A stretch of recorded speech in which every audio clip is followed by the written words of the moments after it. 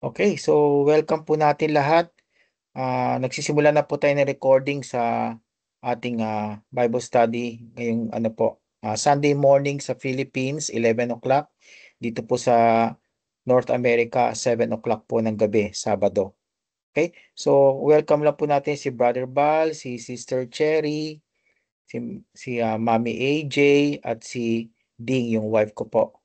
Okay, so simulan na po natin ang Bible study, but bago po yun, manalangin po muna tayo. Kanina nandito si Ma'am Babes, bigla na lang siya nawala. So I don't know kung ano nangyari. So para sana makabalik siya. Okay? So manalangin po muna tayo at pag-aaralan po natin ang tukol po sa reconciliation over revenge. Okay?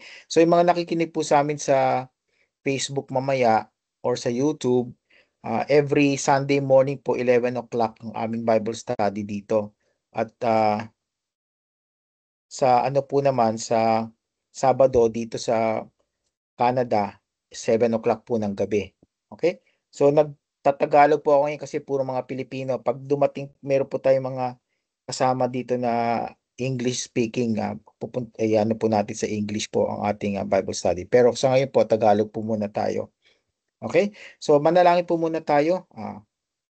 Panginoon, salamat po sa pagkakataong ito na buklat po namin ang Biblia, ang inyong salita na tunay pong nagbibigay sa amin ng maraming aral para po maipamuhay po namin ang mga tinuturo po niyo sa amin. Lord, thank you so much, Lord, sa mga kasama po namin sa grupo na ito na uma-attend sa Bible study na ito at yung mga iba po na siguro po medyo nahihirapan mag-login or magla-login pa po later, Lord. I pray that makasama din po sila sa amin during the duration of this Bible study, O Lord.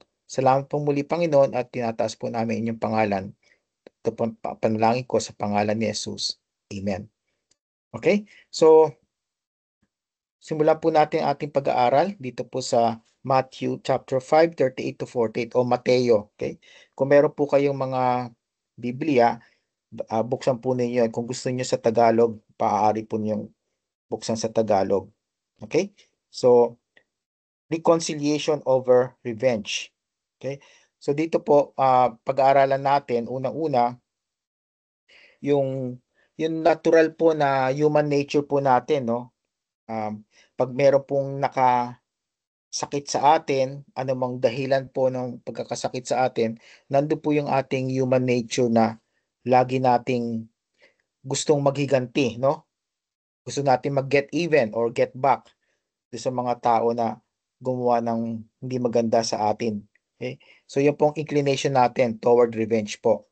Pero bilang mga Kristiyano po, makakita po natin dito sa passage na to na kabaliktaran po, no? Hindi tayo nag-get even o nag-get back o nagtitake ng revenge, pero nagpapatawad po tayo. Okay? So titingnan po natin mamaya ano po yung mga dapat po natin gawin. Ano yung guidelines na galing po sa Biblia upang hindi po natin gayahin ang makamundong mga ugali. Okay? So katulad ng sabi ko po kanina, nando po yung instinctive response natin to wrongdoings, no? Pag may ginawa sa ating masama, ang unang-una nating reaction ay yung revenge. Okay? So revenge is a natural reaction to offenses, and yung paghihiganti po, nare-reinforce po ito by our society. Okay? Dahil ang society po natin, yan po ang kalakaran. Our society po natin, pinopromote po yung retaliation as strength. So sabihin po nila, oh, mahinang tao ka kung ikaw ay hindi maghihiganti, kung hindi mo lalabanan yung mga tao na nakasakit sa inyo. Okay? So ganyan po ang kalakaran. Pero sa Kristyanismo, baliktad po yon. At makakita po natin ano po ang sinabi ni Jesus. Paano po natin i-deal yung mga tao na gumawa ng hindi maganda sa atin po. Okay? Pangalawa po, itong Matthew chapter 5, 38 to 48 po, ito po ay kasama po o kabilang doon sa tinatawag na nating Sermon on the Mount. Okay? Itong Matthew chapter 5 po, starting po sa verse 1 hanggang sa last verse ng chapter 7, yun po yung tinatawag natin na 3 chapters sa Gospel of Matthew na Sermon on the Mount. Kasi di po, doon sa tatlong chapters na ito, si Jesus po ay nando po sa isang bundok, maliit na bundok lang po, hindi naman talaga magkataasan na bundok. Maliit na bundok, actually it's a hill, o burol at dun po ay nakaupo po siya sa taas nun at marami pong tao ang nakapaligid sa kanya at nakikinig po sa kanyang mga pangaral.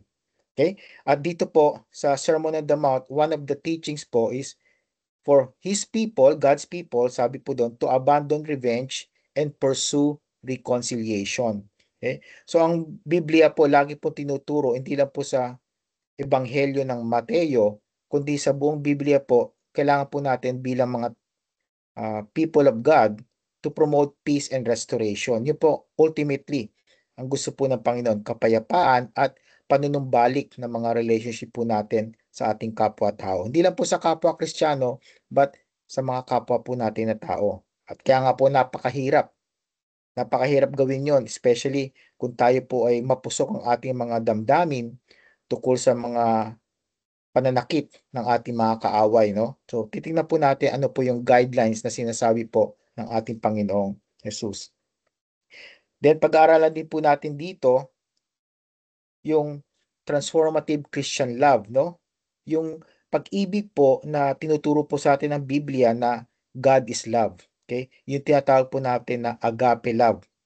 At ito pong agape love na to at ay napakahirap pong talagang ipamuhay. Dahil itong agape love, ito yung perfect kind of love. Ito po yung sacrificial, unconditional, at unselfish. Okay? Unselfish kind of love. At hindi po natin matatamo ito sa pamagitan ng bawat isa sa atin. Kailangan po natin ang puso ng Diyos at ang Espiritu ng Diyos na mananahan po sa atin upang tayo ay magkaroon ng transformative Christian love. Okay? So itong Christian love po nito is about choosing reconciliation. Okay? So lagi pong ang goal po natin bilang mga Kristiyano, kung meron tayong mga kaaway, is yung ma-reconcile tayo. Magkaroon tayo ng maayos na relasyon sa ating kapwa-tao. Dahil una-una, ito yung nagpapakita po ng divine grace. Okay? Yung biyaya po na galing sa Diyos. So, tulad ng sabi ko po kanina, hindi po natin kayang gawin po ito, itong ganitong klaseng pag-ibig. Dahil ang Diyos lamang po ang makapag-demonstrate ng ganitong klaseng pag-ibig. Okay? At pag pinakita po natin itong divine grace na to, nasisira po yung cycle of revenge. Okay? Kasi minsan po, pagka naghihiganti, no? Katulad niya, kung meron kayong mga kilalang mga grupo-grupo, yung tinatawag natin mga gangs, no? Na naghihigantihan sa bawat isa. Pag sinaktan ng isang grupo yung kabilang grupo, then babalik na naman po yung kabilang grupo para manakit sa kabila. At hindi po nawawala yun. Tuloy-tuloy po yun. At nakita po natin yan po yung nangyayari sa chosen people of God, yung Israel po. Okay? All throughout the times, thousands of years ago, nandiyan na po yung mga paghihiganti ng mga kaaway nila at sila rin po ang naghihiganti. Kaya po hindi nawawala yung cycle of revenge. At yun po ang ayon ng Panginoon na maging mag-perpetuate na tumagal na tumagal yung cycle of revenge sa kanyang mga chosen people. Okay? So, tingnan po natin ang pinakapangunahing kaisipan po natin sa ating pag-aaralan dito sa Mateo 5:38 hanggang 48. Ito po, no? Is to reflect God's love through reconciliation. Okay? So, paano po natin mapapakita ang pag-ibig ng Diyos sa pamamagitan ng ating panunumbalik ng ating relasyon sa ating kapwa-tao? Yung mga tao po na nakakasakit po sa atin. Okay? So, yun ang titingnan po natin sa ngayon. Okay?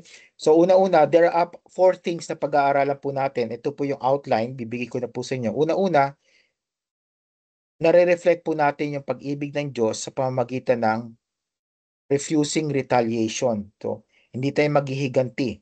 Okay? So, paano natin gagawin po? We choose restraint. Okay? Pinipigilan po natin ang ating sarili as much as possible. Kasi po, pag pinigil po nating sarili na maghiganti sa ating kapwa-tao, hindi po mag-e-escalate yung mga conflict, no? Yung mga gulo. At susunod pa doon, napapakita po natin yung pag-ibig po ng Diyos na nananahan po sa bawat sa atin. At yun po, nawasisira po yung cycle of revenge, katulad po ng ipaniliwanag ko kanina. Pangalawa, pag-aaralan po natin yung responding with generosity. Okay? So, going beyond what is required. Okay? And surprising others with kindness. Okay? So, ibig sabihin, Pag-aaralan po natin mamaya, going the extra mile, no? Yung hindi lang po sa ating pagtulong sa tao, kundi yung pagiging generous po natin sa ating kapwa-tao. And pag ganito po ang ginawa natin, we go beyond what is required, talagang masusurpresa po ang mga tao. Dahil yun ay isang extraordinary kindness po yun.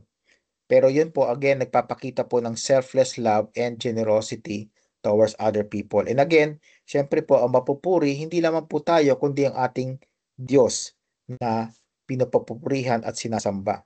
Pangatlo, titingnan po natin yung reaching out to our enemies. Okay? So, mapapakita po natin yung itong extraordinary love na to, yung tinatawag nating supernatural love. Supernatural kasi hindi po natural po ito, no? Yung natural love, yun yung love po natin sa mga kaibigan natin, love natin sa ating pamilya, yung love natin para sa ating sarili. Pero yung love na galing po sa Diyos, yun po ay supernatural love. Okay? At yung supernatural love na yun, mapapakita po natin sa pamamagitan ng pagbe-bless sa ating kapwa na nakasakit po sa atin. So, paano po natin ginagawa yun? Pinapanalangin po natin sila. We pray for those who oppose us. So, titignan po natin yan mamaya. Then lastly po, we reflect the Father's character. Ito po ang pinaka-reason why we refuse retaliation. Bakit tayo nagre-respond to other people with generosity? Bakit tayo nagre-reach out sa ating mga kaaway? Is to reflect the Father's character. Ito po ang ultimate goal natin para mapakita po natin sa ating kapwa-tao, especially sa ating mga kaaway, na ang Heavenly Father po natin, ang Panginoong Diyos na may kapal po sa bawat isa sa atin at nagligtas po sa atin sa pamamagitan ni Kristo, ay nananahan po sa atin. Okay? So, kailangan po natin maging katulad ng ating Panginoon. Yan po ang goal po natin na sa bawat pamumuhay natin, sa bawat ugali, salita at pag-iisip natin ay marireflect po natin yung ugali po ng ating Panginoong Heso Kristo. Okay? So yung apat po na yan ang ating pag-aaralan sa araw na ito. Okay? So unang-una, puntahan po natin yung refusing retaliation. So verses 38 to 39. Okay? So dito po, makita po natin, basahin ko po muna sa English po, no? Kung meron ko yung Tagalog version, basahin po ninyo. Okay? So verse 38 sabi po, you have heard that it had been said, an eye for an eye and a tooth for a tooth. Okay? So ito po, binanggit po ito sa Old Testament, no? Especially sa Leviticus at inulit po ni Moses sa Deuteronomy. At doon po, binigay po itong guideline na to, pag meron pong isang tao na sinaktan yung mata, allowed po siya na saktan din yung mata ng kabilang tao. So, ang purpose po nito is hindi yung para makapatay po ng tao, kundi ma-limit po o ma-restrain yung yung degree or intensity ng paghihiganti. So, ibig sabihin po, ang paghihiganti na inaalaw po sa Old Testament ay yung pantay lang po, hindi po pwedeng sobra sa bagay na yon. Okay? At patandaan po natin, ang Old Testament laws po ay specifically para po sa mga Hudyo. At may purpose po ang Panginoon kung bakit inintroduce niya itong ganito mga policy o patakaran sa Old Testament. And remember, sinasabi po ni Paul na ang Old Testament laws, okay, from Genesis to Malakay sa Old Testament po, ang mga law po doon, mga batas na binigay na specifically for Israel, ay para po ituro sila sa tunay na fulfillment ng mga law na yon. At alam po natin, ang tunay na fulfillment po ng mga law na to ay si Jesus. At alam po natin, si Jesus ay nangaral po ng pag-ibig. Pag-ibig sa ating kapwa-tao, especially sa mga kaaway po natin. Okay? So, sinabi po niya, it had been said, an eye for an eye and a tooth for a tooth. Pero sinabi po niya sa 39, but I say unto you. So, sabi po niya, yes, ito nga ang patakaran sa Old Testament, ito yung natutuhan ninyo, pero ito ang dapat nyong gawin. Okay? At ito po ang dapat nating sundin. Dahil ito po ang policy po ng ating Panginoong Jesus. So sabi po niya, but I say unto you, that you resist not evil, but whosoever shall smite thee on thy right cheek, or strike na, turn to him the other also.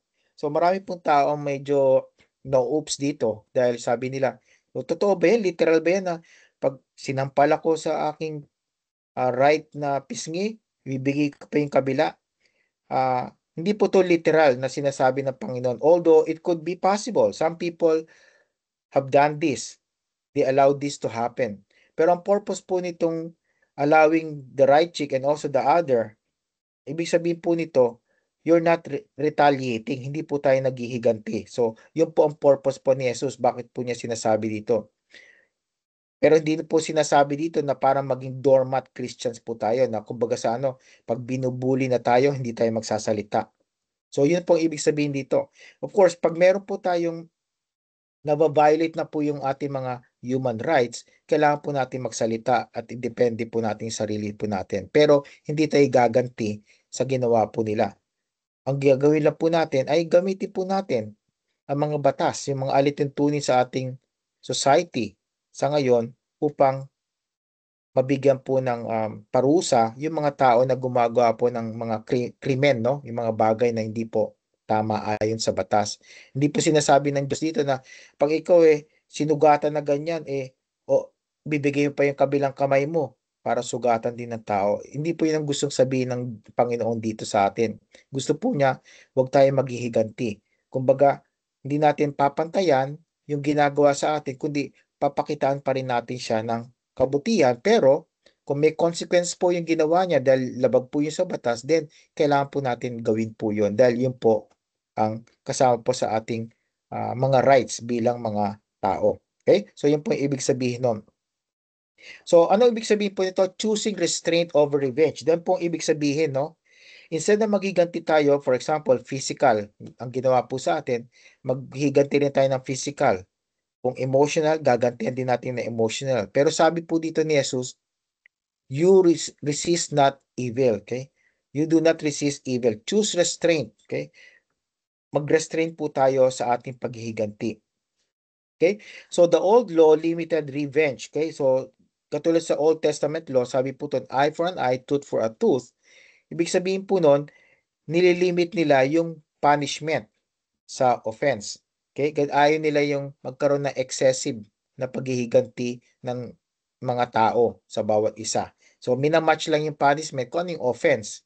Okay? So, sa ngayon po, sa ating society, iba syempre po, hindi tayo covered ng ganitong law dahil meron mga law sa ating mga bansa, sa ating mga pamayanan at yun po ang ating sinusunod. At yun po ay nakabatay rin po sa sinasabi sa Biblia. Okay? So, yun ang pong aim. Prevent excessive retaliation. Kaya po, eye for an eye, tooth for a tooth. Then secondly, ang call po ng Panginoon dito ay restraint. Okay? Turning other cheek means pagpakita tayo ng grace, pagpakita tayo ng restraint. At hindi tayo maghihiganti kung sinaktan tayo physically, hindi natin sila sasaktan physically dahil wala pong mangyayari doon. Lalo lang mag-escalate yung conflict. Lalo magkakaroon kayo ng samaan ng loob at lalong lalala yung sitwasyon. So tayo po bilang mga Kristiyano, we need to do something para po hindi mag-escalate yung conflict at hindi maulit yung cycle of revenge. Okay? So gagawin po natin, papakitaan po natin sila ng grace at pipigilin po natin ang sarili natin as much as possible na hindi tayo maghiganti kung ano yung ginawa po nila sa atin. Okay? At makikita po natin sa mga susunod na verses kung paano po natin practically may apply po yon. How to choose grace and how to have restraint. Okay? Because alam po ninyo, no, mahirap talaga na magkaroon ng restraint right now. Napakahirap, lalo na kung talagang emotional ka dahil sa sakit na naramdaman mo, no? Kaya nga that's why very important na we remain calm. Which is very hard to do also na maging kalmado ka kapag sinaktan ka, right? So it takes really the Holy Spirit na naninanahan po sa atin para makontrol po natin. Kaya nga po nandiyan yung fruit of the Spirit, right? And last part ng fruit of the Holy Spirit is temperance, no? Or self-control. Okay? Kaya nga yun po yung pinakamahirap, yung temperance or self-control. Yun po yung pinakamahirap na matamo po natin sa mga bunga ng banal na espiritu. Okay? So, cycle of retaliation escalates conflicts. Okay? So, tingnan po ninyo yung mga bata, no? Mga bata pagka nagto-throw ng sand, katulad po na nakita natin sa picture, no? Pag tino-throw po ninyo yung sand, ano nangyayari? Hindi po natin natatamaan yung kaaway natin o yung lumalaban sa atin. So, nangyayari, paulit-ulit natin ginagawa yung pagto-throw ng sand. Ganon din po nangyayari sa mga conflict na hindi nare-resolba, hindi nalulutas.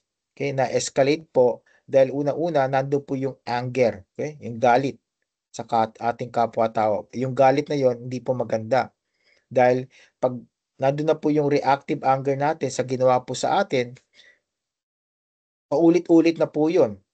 At tuwing makakita natin yung tao na yon, yung kaaway po natin na yon na nakasakit sa atin, lalong tayo nagre-react, no? Lalong tumitindi yung sama ng loob natin sa ating kapwa. So, kailangan malutas po natin yon. Okay? Then lastly, makita po natin, promote peace and healing. Okay? Choosing not to retaliate embodies Christ-like behavior and helps break cycles of hurt, promoting peace. So again, yun ang ultimate goal po natin. Peace and healing. Okay? Dahil tandaan po natin, kung tayo po ay may sama ng loob sa ating kapwa-tao, hindi lang po yung kapwa natin na tao, na yung kaaway po natin ang naapektuhan, lalong-lalo na po tayo. Para tayo nasa preso, no? We are also imprisoned pag hindi po natin napapatawad at galit na galit po tayo sa ating kapwa-tao. So, apektado po tayo. At gusto po ng Diyos na magkaroon puro tayo ng healing. Gusto po niya na magkaroon tayo ng kapayapaan sa ating kalooban. Okay? So, choose restraint over revenge. Again, napakahirap but we need prayer. That's why meron tayong fellowship sa ating mga local churches, meron tayong Bible study group na ganito. Magpapanalangin na po tayo sa bawat isa. Kung meron pong isa sa atin na nahihirapan mag-restrain at gusto lagi maghiganti sa mga kapwa niya tao na kaaway niya, then kailangan po natin magpanalangin na sa bawat isa na ma-develop po yung self-control, yung temperance sa ating mga puso. Okay? So, pangalawa po, tingnan po natin to respond with generosity. Okay? So, verses 40 to 42. Okay? So, yung generosity, hindi lang po tungkol sa pagbibigay ng pera, pero we can also be generous by showing kindness to other people. Okay? So, hindi lang po in cash or financially, but also in kind. Okay? So, verse 40 says, and if any man will sue thee at the law, and take away thy coat, let him have thy cloak also. So, dito, kumbaga sa you go beyond the expectation, the requirement. Okay? So, kung ba ito, ang situation po dito, nasa korte po, no? Natalo po itong tao na to, at dahil po sa natalo siya, ang babayaran po niya yung kanyang pagkatalo during that time po, yung coat nila, no? Yung outer robe. Kasi po, mga Israelita, during the time of Jesus Christ, meron po silang outer robe, parang yung mga jacket po natin, at meron silang panloob na damit. Okay? So, pag natalo po yung tao na to sa korte ng law, then kailangan po niya ibigay yung robe niya sa kapwa-tao niya na nanalo. Okay? But sabi po ni Jesus dito, bigay mo rin yung panlabas mo, yung damit mo. Tira mo na lang yung pinakaloob na damit mo, underwear. So again, hindi po to literal. Ang ibig sabihin po ito, you go beyond what is asked from you, what is required. So, probably one of the best things that we can do here is this. For example, sa law po, no, at ito natanda na kita po natin maraming beses na po sa mga maraming Kristiyano na naapektuhan po ang kanilang buhay, maaring nawalan sila ng mahal sa buhay, pero they chose to give forgiveness. Okay?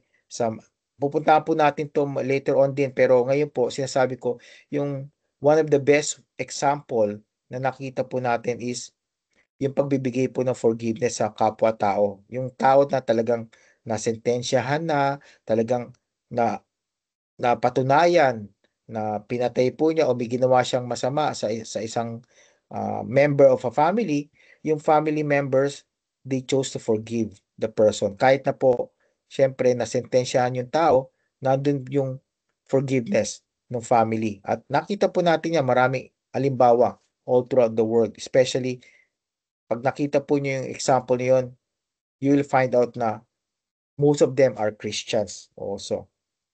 Okay? Whosoever shall compel thee to go a mile, go with him twain. Ito naman ibang sitwasyon. Dati po kasi yung mga Roman soldiers, they will ask yung mga Israelita po na na mag-travel po sa kanila. Maaring servants po sila ng mga Roman soldiers. Meron silang pinapagawa sa mga Israelita do sa mga servants po nila. At sabi po dito ni Jesus, kung may pinagawa sa iyo ang inyong mga masters, na for example, go for 1 mile and get something for me, go with him too. Okay, ibig sabihin, go beyond the requirement. So parang application po nito sa ating mga trabaho po, no?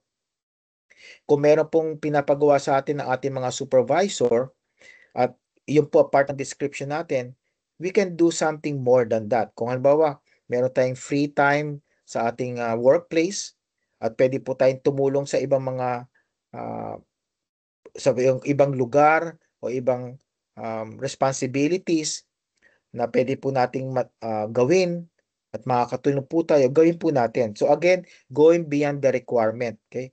So tayo, remember po, tayo po ay naghahanap buhay, hindi lang po para sa ating sarili o sa ating pamilya or dahil meron po tayong mga boss na tao, matanda po natin ang ultimate employer po natin ay ang Panginoong Hesus. So everything you do, whether you eat or drink, whether you are working, do it unto the Lord. Okay? Do it unto the Lord always. That's why you go beyond sometimes sa requirement sa inyo, sa expectation. Dahil pinagsisilbihan po natin ultimately ang King of Kings and ang Lord of Lords ng buong universe. Okay? And then verse 42, give to him that asketh thee, and from him that would borrow of thee, turn not thou away. Again, ito po yung practical na generosity. Okay? Kung may nag-aasa sa'yo, pera, damit, or anumang tulong, probably hindi financial, then don't restrain yourself. Okay? Kung kaya mong magtumulong, meron kang time, you're available, and especially you have that willingness to do it, then do it. Huwag po tayong mag-hesitate. Dahil gusto po ng Diyos na lagi natin papakita yung acts of kindness. Okay? Marami pong mga examples of acts of kindness na pwede po natin gawin. So, kailangan po nating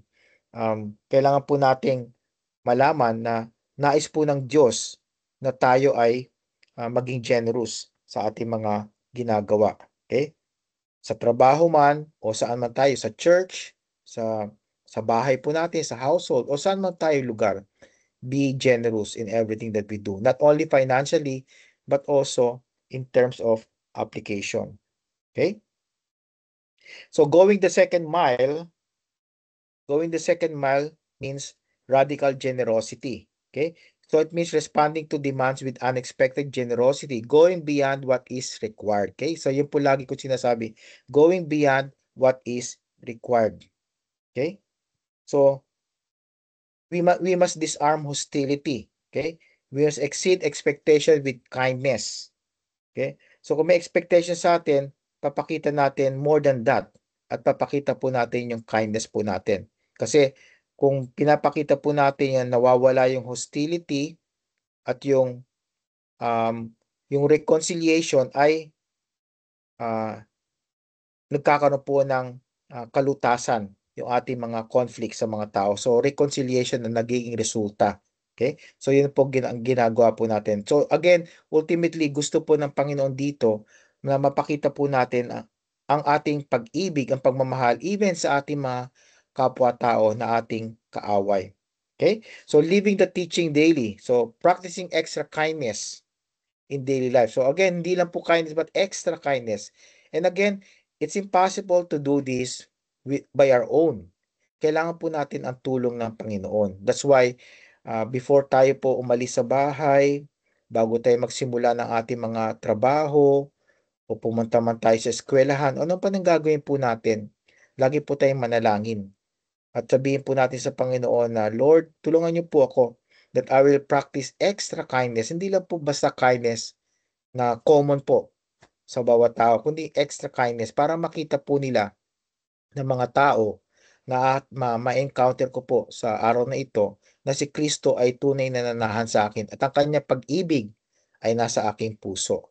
So yun po ang transformative love ni Jesus Christ. Okay? Then thirdly po, reach out to enemies. Okay? So kita po natin dito, no? Nagiging more practical as we go on. Una-una, we refuse retaliation. Then pangalawa, maging generous tayo sa kindness sa pinapakita natin. Ngayon, application naman po sa ating mga kaaway. Kasi po yung mga kaaway po natin, ito po yung mga tao na most likely hindi po natin itatrato ng tama. At talagang galit na galit po tayo. Minsan, kine-curse pa po natin sila. Sinusumpa natin. At ito po ang sabi ng Panginoon. Okay? Matthew chapter 5, 43 to 47. You have heard that it had been said, thou shalt love thy neighbor and hate thine enemy.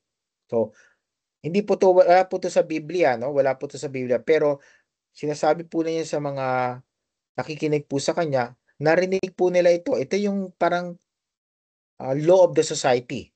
Okay? Kung yung kapitbahay mo, yung pamilya mo, yung mga taong mababait sa iyo, mahalin mo. Pero yung mga kaaway mo, yung mga nakasakit sa inyo, yung mga nag-o-oppose sa inyo, hate them. Huwag mo silang mahalin. Yun po ang rule ng society. And sometimes that happens also right now sa ating modern society. At nakakalungkot po dahil hindi po yan biblical. Ito sabi po ni Jesus, 44, but I say unto you, love your enemies and bless them that curse you. Okay? So sabi niya, mahalin mo ang iyong kaaway. Hindi lang yung kanyang mga taong kaibigan mo o pamilya mo o yung mga tao na mabait sa inyo. Yung mga kaaway mo na hindi mabait sa inyo, mahalin mo rin. Ano pa? Bless them that curse you. Panalangin mo sila. Okay? Later on, we see that. Bless them that curse you. Kung kine-curse po tayo, we bless them. Ibig sabihin ng bless po dito, to say good things. Hindi yung sinasabing, hindi po yung, ang blessing dito, hindi po yung ginagawa natin minsan na pagka nag-sneeze yung tao, no, na hatching. Sabi natin, oh, bless you. No, that's not the way it is. Actually, hindi po tama talaga yun eh. Pero yung blessing those who curse you, that means kung masama pong sinasabi nila sa atin, hindi po natin babalikan ng masama rin. Pag sinabi pong sa atin na, oh, pangit yan, o masama ang ugali niyan, hindi natin sila babalikan ng, oh, masama din ang ugali niyan, hindi rin yan, pangit din yan, hindi yan gwapo. Ang babalik po na sa kanila, blessing. We say the good things in them. Okay? Of course, hindi naman tayo nagfa-flatter. Hindi po tayo nanloloko. Sinasabi po natin, ano yung mabuti? Ano yung maganda doon sa tao niyan? So parang, di ba po ba, pag merong tayong loved one na namatay, di ba yung tinatawag natin eulogy? Pagka nagsasalita ng mga tao, ano yung narinig po niyo? Lahat. Okay? Of course, there are some exceptions na narinig ko na hindi po magaganda ang sinasabi nung mga tao doon sa namatay. Pero most of the time, pag may namatay po, ano sinasabi po ng mga tao na nagsasalita? Hindi lang po yung pamilya, kundi yung mga kaibigan. Ano sinasabi po nila? Puro yung mga magagandang bagay tungkol sa tao. Pero po yung patay na. Hindi naman po niya maririnig yun. Pero sinasabi po ni Jesus dito, we say the good things sa mga tao na nagmamaltrato po sa atin. Do good to them that hate you. Okay? So kung ginawan po tayo ng masama, we repay them with good. Again, napakahirap pong gawin ito. Kaya nga po kailangan natin ang Panginoon. Kailangan po natin ang banal na espiritu para po matulungan tayo to do good do sa mga gumagawa sa atin ng masama. Okay? And then how do we do that? Pray for them which despitefully use you and persecute you. So that's the key. Pray. Pray for them. Pag-pray po natin na, Lord, sana matuto akong magmahal sa tao na to. Lord, tulungan niyo po yung tao na ito na magbago rin ng ugali. Kung siya po ay hindi pa po Kristiyano, I pray na gamitin niyo rin po ako para po siya ay mabahagian ko ng mabuting balita ng Panginoong Kristo. Again, mahirap po. Pero ang Holy Spirit po ang tutulong po sa atin, ang mag-guide sa atin para po tayo manalangin ng tama. Hindi po tayo mananalangin sa ating kaaway na, Lord, sana may mangyaring masama sa kanya. Ayaw po ng Diyos yun. Hindi po tama yun. That's retaliation also. Kahit hindi natin physically nagre-retaliate sa tao, through prayer. Kino-command pa natin ang Diyos na may mangyaring masama sa ating kapwa-tao. Ayaw po ng Diyos yun. Manalangin po tayo ng tama sa ating mga kapwa-tao. Then, verse 45 po, that ye may be the children of your Father which is in heaven, for he maketh his sun to rise on the evil and on the good, and sendeth rain on the just and on the unjust. So, ang purpose po kung bakit tayo magmamahal sa ating mga kaaway, kung bakit pananalangin po natin sila, kahit na po masama ang ginagawa nila sa atin, dahil yun po ang karakter po ng ating Diyos Ama sa langit. Tandaan po niyo, ang Panginoong Kristo, bago siya mamatay, siya ang pumatay po sa kanya, ang Israel at ang mga Roman soldiers, at by extension, tayo pong lahat na makasalanan ang nag-cause para po mamatay si Jesus sa krus. Pero ang sinabi po niya, sabi po niya, Father, forgive them, for they know not what they do. Sabi po niya, forgive them. Hindi po siya nagiganti. Okay? Dahil nire-reflect po ng ating Panginoong Sus ang karakter po ng ating Diyos Ama. Ganon din po tayo. Nais po ng ating Panginoong Diyos na ma-reflect po sa ating mga ugali, ang ugali po ng ating Panginoon. Okay? And then sinabi po niya dito, He maketh His sun to rise on the evil and on the good, and sends rain on the just and on the unjust. So, pinapakita po dito na ang ating Panginoong Diyos ay just po, no? Matuwid po siya. Hindi lang po ang mga tao na nananampalataya sa Kanya ang binibigay niya ng sunrise at ng ulan. Na tandaan po natin, ang sunrise at ang rain, kailangan po yan ng lahat ng tao. Binibigay po niya lahat. Ibig sabihin po, bine-bless din po niya even yung mga hindi po matuwid, yung mga hindi po Kristiyano. Kaya nga kita po ninyo minsan, no? Kita po natin yung mga ibang tao, nagtataka tayo, bakit parang nabibless pa rin to ng Diyos kahit na hindi naman sila Kristiyano? Di ba Kristiyano lamang dapat ang i-bless ng Diyos? No. I-bless po ng Diyos ang lahat ng tao. Especially yung mga God-fearing po, kahit na po hindi sila Kristiyano pa. Pero, siyempre po, double pa rin yung blessing sa atin. Dahil una-una, meron tayong personal relationship kay Jesus Christ na wala po sa mga taong hindi po nananampalataya sa Kanya. Okay? So, pero ang mga blessings po, yung tinatawag nating common grace ng God, yung ulan, yung pera, yung mga probisyon, binibigay po yan ng Panginoon sa lahat ng tao. Okay? At doon po natin na makikita na ang ating Panginoon Diyos ay righteous po talaga. Okay? Just po siya. Pinapakita po niya yung common grace po niya. Tayo po ang binibigay po sa atin aside from the common grace, yung specific grace. Okay? Ano yung mga specific grace ng Diyos sa atin? Yung salvation, of course. Then pangalawa, yung mga answered prayers natin tungkol sa ating mga decisions. Okay? Dahil nananalangin tayo, binibiyayaan niya tayo ng kanyang pagpapala para matuwid yung landas po natin. Okay? So, at hindi lang po yun, yung ating pag-aasam na maging katulad po ng Panginoong Kristo, yun ang extra grace, specific grace po ng ating Panginoon para po tayo mamuhay ng tama sa mundong ito. Okay? Then 46 po, for if you love them which love you, what reward have you? Do not even the publicans the same? So, ganyan, sinasabi po ni Jesus dito, na yung mga publican, yung mga tax collector, ito pinatawag na sinners, just like the prostitutes po sa Bible. Sila yung tuturing na parang kriminal, mas masama sa ibang tao. Although alam po natin sa Biblia, although some people may be worse or more evil than other people, tayo pong lahat ng tao ay makasalanan. For all have sinned and come short of the glory of God. No one is righteous, no not one. So lahat po tayo makasalanan. Although iba't iba pong degree at intensity ng kasalanan ng mga tao. Pero ang Panginoon Diyos, nakikita po niya tayong lahat bilang mga makasalanan. Kaya hindi po tayo pwedeng maligtas sa pamamagitan ng ating mga mabubuting gawa. Marami po akong narinig ng mga tao na sinasabi na mapupunta ako sa langit dahil mas marami yung mabuting gawa ko kaysa sa mga masasamang gawa. Pero sabi po ng Biblia, All our righteous works or righteousnesses are as filthy rags, maduming basahan. So, ibig sabihin, hindi po tayo pwedeng maging matuwid sa harap po ng Diyos. Dahil Diyos po ang ating magiging accountability authority.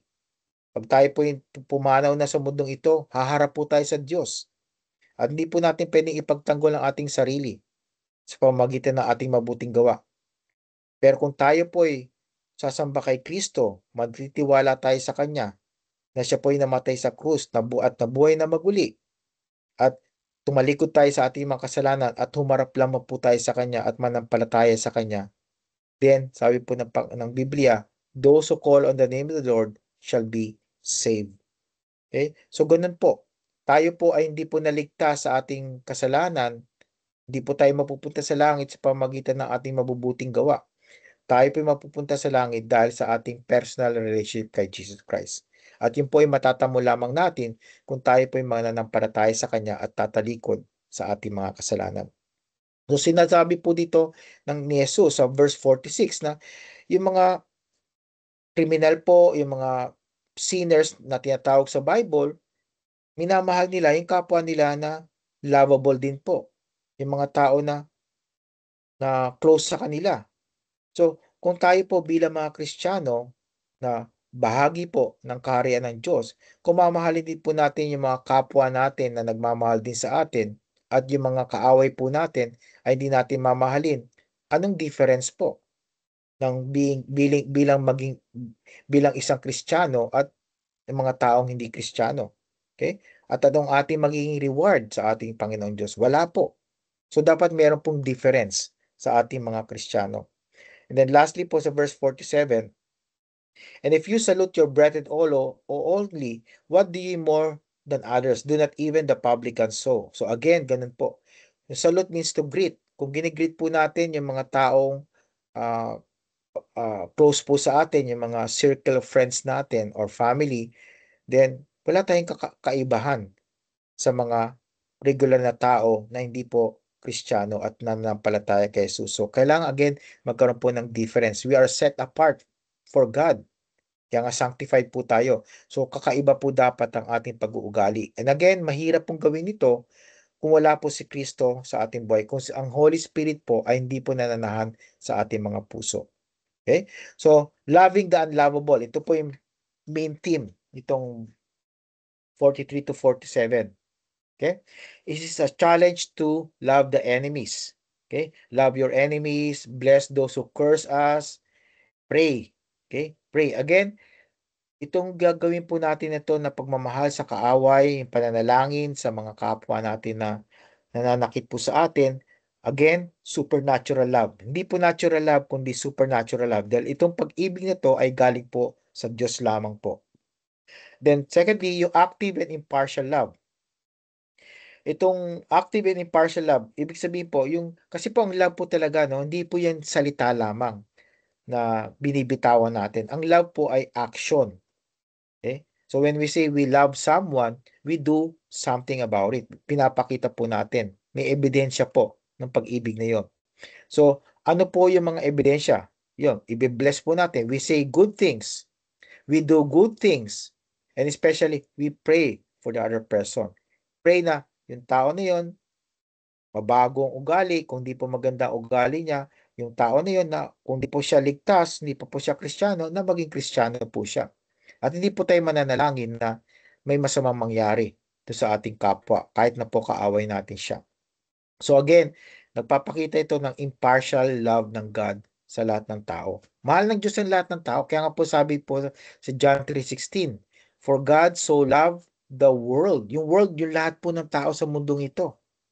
Hindi lang po yung mga nananampalataya kay Jesus, kundi yung mga tao na hindi po siya nire-recognize as Lord and Savior. Mahal din po niya.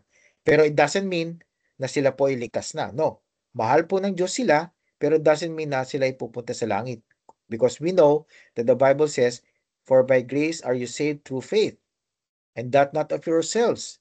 It is the gift of God, not of works, lest any man should boast. So again, kahit mahal po sila ng Diyos, they need to respond to God's love by trusting in Jesus Christ para po makomplete yung salvation na yon. So, God loving them is not enough na sila po'y maligtas. Kailangan po sila'y mag-repent and to believe the gospel. Forgiveness example. So, ito po si Corrie ten Boom. Si Corrie ten Boom, isa po siyang Jewish Christian during the time of the Second World War. Okay? So, pinatawad po niya, no? May isa pong sitwasyon na pinatawad po niya yung isang former Nazi guard na gumawa po ng di maganda sa kanya at sa kanyang pamilya. At kasi po nasa concentration camp sila before, back in the Second World War. So again, yung forgiveness na ito, nagpapakita po ng divine love in action. One of the modern examples, of course, kung napanood po ninyo, si Mrs. Erica Kirk, yung widow po ni Charlie Kirk nung time na kanyang memorial, sinabi po niya, I forgive him, the person who assassinated her husband. So again, napakahirap pong gawin yun. Especially, publicize yung nangyari at yung mismong very close to your heart ang pinatay po ng taong iyon. Okay? So forgiveness, that's supernatural. That's divine love. Hindi po yung magagawa ng isang tao lamang without the Holy Spirit living in that person. Okay? So, prayer for reconciliation. Ito pong kailangan po natin. Pag nananalangin po tayo at meron tayong mga kaaway, manalangin po tayo na magkaroon tayo ng reconciliation at ma-restore yung relationship. Of course, it will depend also on the other person. Kung yung other person talagang di Kristiyano at talagang masama ang loob niya or hindi talaga maganda yung kanyang trato sa inyo, you cannot change that. Only God can change it. But on your part, you can pray na ma-restore yung relationship. At yung emotion mo sa kanya will not be of anger, but of calmness, peace, and love. Dahil doon po mapapakita natin na si Jesus po ay tunay na nasa ating mga puso. So pray for difficult people. At marami po mga difficult people, most likely sa inyong mga puso. Ay nasa trabaho po sila. Okay? O sila ay mga kaibigan mo before na binitray kayo. Just like what happened to Jesus Christ and Judas Iscariot, right? But again, Jesus Christ said, Father, forgive them. Si Judas Iscariot, part din po yun. At yung lahat ng mga tao na pumatay po sa kanya. Pray for difficult people, seeking kindness and reconciliation through God's guidance. That's why we pray, no? We ask for God's guidance. Paano po natin, Panginoon, isasagawa itong pagmamahal ko sa aking kapwa na nakasakit po sa akin. So pray for reconciliation. Then lastly, again, as I've said a while ago, ang ultimate purpose po natin kung bakit tayo nagre-respond with generosity, bakit tayo nagre-refuse na maghiganti, kung bakit tayo magre-reach out sa ating mga kaaway, is to reflect our Father's character. Okay? So, be you therefore perfect, even as your Father which is in heaven is perfect. So, yung word na perfect po dito doesn't mean about being perfect as in 100% wala kang kasalanan, 100% para ka ng Diyos. No. It's about imitating the love of God. Okay? So, yung perfect po dito does not mean perfect as we know it, but perfect means spiritual maturity. Okay? So, ibig sabihin po ng maturity, hindi ka perfect, pero you respond positively sa mga bagay na nangyayari sa buhay mo. So, that's why we call it sometimes wholeness or integrity and also consistency in love. So, kumbaga sa hindi ka nga perfect, nagkakamali ka pa rin, minsan pumapalya ka sa mga ginagawa mo, pero nando po yung maturity na you're doing your best to follow the example of Jesus Christ and you model it by God's love. Okay? Yung love nandun pa rin. At yun po ang maturity na gusto ng Panginoon sa atin, maturity in loving other people. At alam ko, katulad sinasabi ko po kanina, napakahirap po talagang gawin ito. That's why we need God. We need Jesus Christ. We need the Holy Spirit para po tayo magkaroon ng ganitong love sa ating mga kapwa-tao. Okay? So, reflecting God's character is very important. Okay? Yan po ang command po sa atin ng Diyos. Sabi niya, be ye perfect. So that's a command. I want you, okay, in our modern English, parang sabi po niyan, I want you to be mature. I want you to be like your father. Okay? Alam po natin yung common saying, like father, like son. Kung tayo po tunay na children of God, then we will try our best. We will do our best to be like our father. Not all the time, of course, di perfect, but yun po ang goal natin. Yun po ang yearning natin sa ating mga puso na maging katulad po ng ating Diyos. Okay? Tandaan po natin, ang Diyos Ama, sinacrifice nga po niya si Jesus para sa bawat isa sa atin. So, ganun din po tayo. Maging sacrificial po ang ating pag-ibig. Doesn't mean na sacrifice po natin ang ating mga anak. Hindi po yung inihingi ng Diyos. Kundi, isacrifice po natin yung sometimes yung mga rights natin. There are times na kailangan we give up on our rights, especially kung rights na yun ay selfish rights. Okay? And then, of course, how do we know? Of course, we ask the Lord and we search for it in the Bible kung paano po natin masasagawa itong divine love sa ating mga relationships. Okay? Then love, especially the difficult. Makipapakita po natin ang love po ng Diyos sa atin when we love those who are hard to love. Okay? Yung mga tao na ang napakahirap mahalin dahil masama ang ginawa nila sa atin, talagang karumal-dumal ang kanilang buhay, no? Yung mga ganung bagay po, no?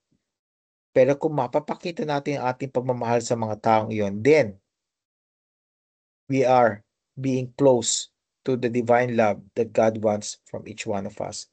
Okay? We need to strive for divine love because pag pinapakita po natin yung divine love, yung extraordinary supernatural love, living testimony, patotoo po natin yun na ang Diyos po talaga ay nananahan sa ating puso dahil nando po yung grace po ng Diyos at ang compassion po niya. At napaka-importante po yun. Kaya nga, be ye perfect just like our Father is perfect. Okay? So ito pong ating challenge. Okay? Bago po tayo tumungo sa ating reflection question. Okay? So pinag-aralan po natin, okay? Enumerate po natin ulit, refuse retaliation, maging generous po tayo, mag-reach out po tayo sa ating enemy. Hindi lang tayo magpapakita ng kabutihan, kundi pananalangin din po natin sila. At of course, ang purpose is to reflect the character of God sa ating mga buhay. Okay?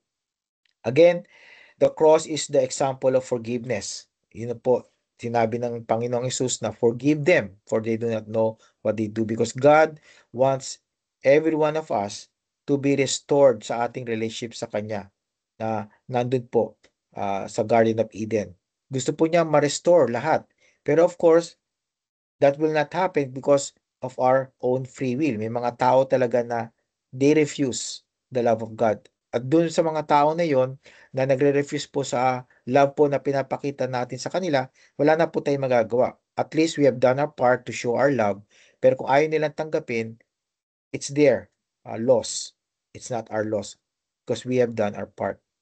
Then, God offers forgiveness through Jesus, transforming enemies into beloved children of God. So again, we need to share the gospel. Tayo po mga Kristiyano, ipahayag po natin ang mabuting balita ng Diyos sa ating kapwa-tao. Kahit sa po mga kaaway po natin, dahil kailangan din po nila ang ating Panginoon.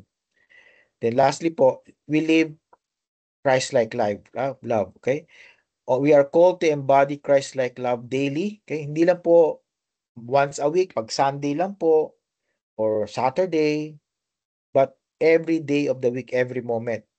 Kailangan ipag-pray po natin ating mga sarili na bigyan tayo ng kalakasan ng loob, bigyan tayo ng pagmamahal kahit na po sa mga tao na tinatawag nating unlovable, yung mga mahirap mahalin.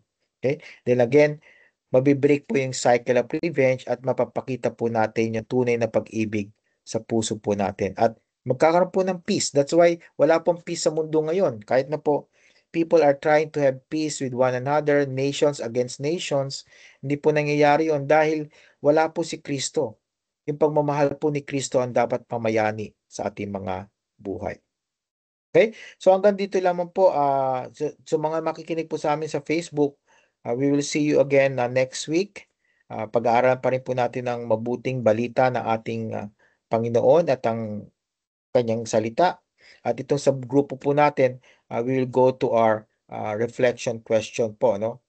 Bago po ninyo i-turn yung microphone ninyo, we're still recording. So, sa mga makikinig po sa amin sa Facebook or sa YouTube, pag-aralan din po ninyo itong tanong na to.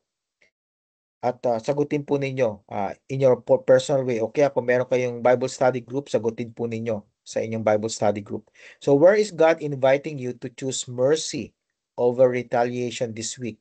And what would it look like to live that out? So, sino pa ba?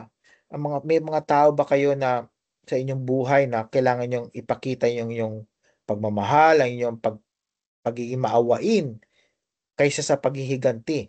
Okay? At paano mo magagawa ito? Okay? So pag-usapan po ninyo sa inyong mga Bible study group at we'll see each other again next time. Okay? Next week po. Okay? So manalangin po muna tayo at bago po natin tapusin itong recording na to. Panginoong Diyos, salamat po sa inyong salita. Tulungan po ninyo, Panginoon, na kami po'y patuloy na mabago. Kami mga Kristiyano, Panginoon, na maipakita po namin sa aming mga buhay ang tunay na pag-ibig po ng Diyos na nananahan po sa aming mga puso. Tulungan po ninyo kami sa pamamagitan ng banal na Espiritu na mamuhay ng tama at patuloy na magpakita ng extra kindness, yung extra grace at extraordinary love po sa aming kapwa, especially sa aming mga kaaway, O Lord. Salamat po muli, Panginoon, sa inyong salita at sa muling pagkita po namin next week. May you help us, O Lord, not only comfort us and encourage us, but help us, Lord, to show and demonstrate this kind of love na talaga pong hindi po natin makikita sa ibang mga tao, kundi sa mga kapwa namin mga Kristiyano na kung saan ang Holy Spirit po ay nananahan. Ito pong panalangin ko sa pangalan ni Jesus. Amen. Amen. Amen.